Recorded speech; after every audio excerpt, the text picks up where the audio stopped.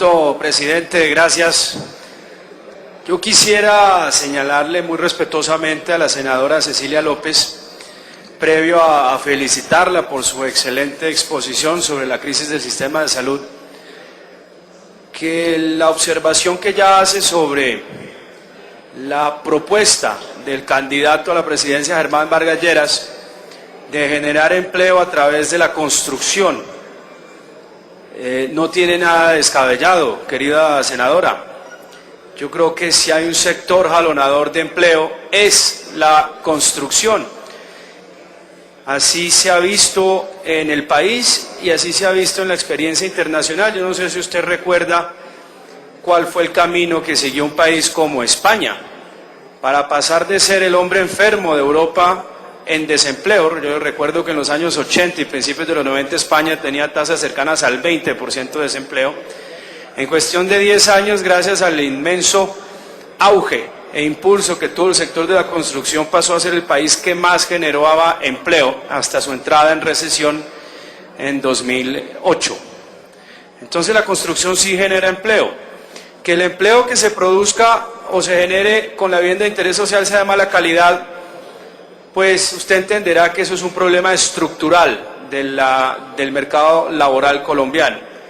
Y es que los altísimos costos no salariales, que suben al 40%, superiores a los costos salariales, a los costos no salariales, que hay en el promedio de países europeos, y que apenas Argentina y Uruguay llegan a tasas tan altas de costos no salariales en América Latina, son las que llevan a que hoy exista una subformalidad laboral que se ampara en las precooperativas de trabajo asociado, en las empresas temporales o simplemente en el escape al pago de todos estos costos no salariales, porque hoy el país sigue con unas rentas caducas como los 4 puntos de las cajas de compensación familiar que le ponen un impuesto a la generación de empleo. Entonces yo creo que la propuesta del doctor Vargas Lleras es más que sensata y la invito, querida senadora, con todo el respeto, a que la lea y no nos quedemos simplemente en el enunciado.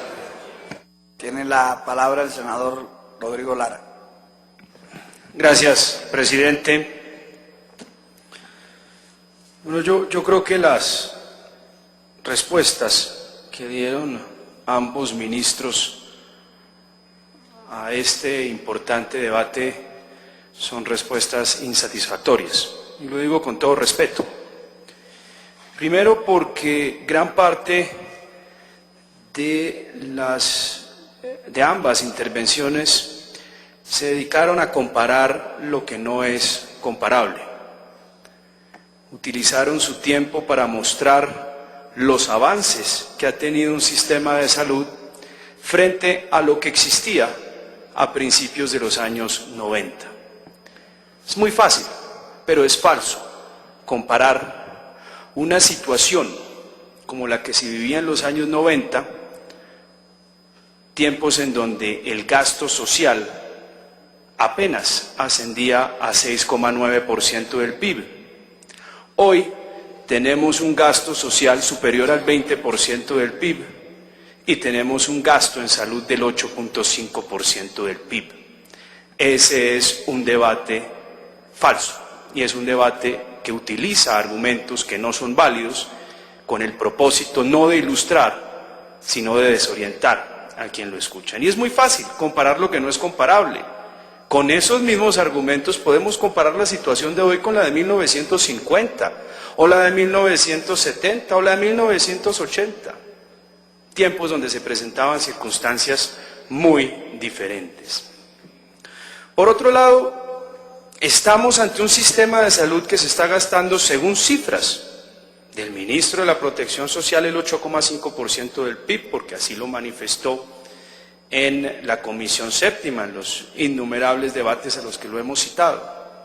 8,5% del PIB, que se acerca al 10% del PIB promedio que se gasta en los países de la OCDE en materia de salud, como muy bien lo reseñó la senadora Cecilia López. Y señor ministro de Hacienda, cuando encontramos países que se gastan el 10% del PIB, créame, yo creo que usted lo sabe muy bien, que estamos ante sistemas de salud infinitos, que atienden todo tipo de eventualidad excluyendo, por supuesto, señor ministro, los gastos en salud suntuarios o el embellecimiento de las personas.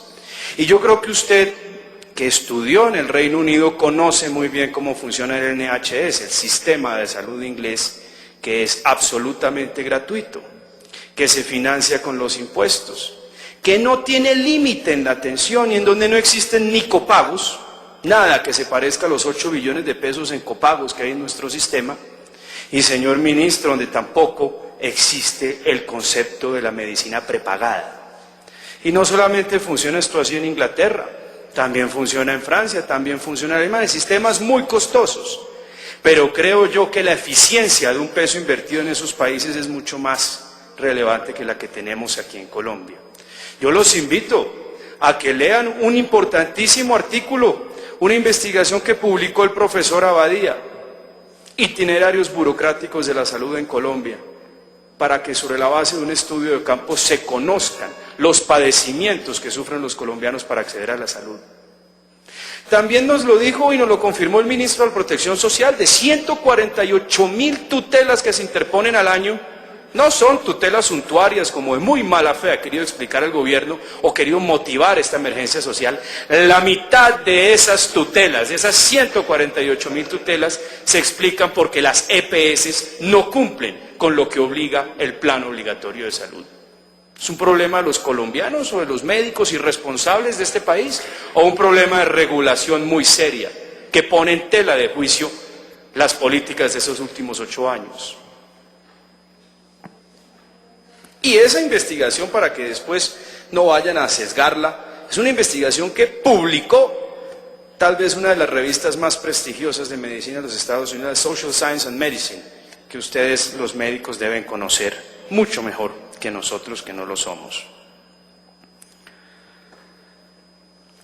Este gasto de este sistema de salud tiende a crecer por una simple y lógica razón, porque las enfermedades no se pueden encapsular en un plan obligatorio de salud, no se pueden limitar a lo que un decreto establezca o a lo que una comisión médica estime, y porque es apenas lógico, y lo saben ustedes muy bien, que cuando se toma conciencia de unos derechos adquiridos en salud, es creciente.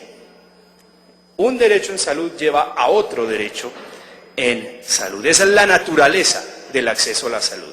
Y el problema del sistema es muy grave, porque ustedes también saben muy bien que el grueso de las tutelas no se presenta en el régimen subsidiado, porque apenas están tomando conciencia los colombianos hoy en el régimen subsidiado de sus derechos. El grueso y el problema de las tutelas está en el régimen contributivo. ¿Qué será de este sistema cuando todos los colombianos tomen conciencia de lo que significa la tutela?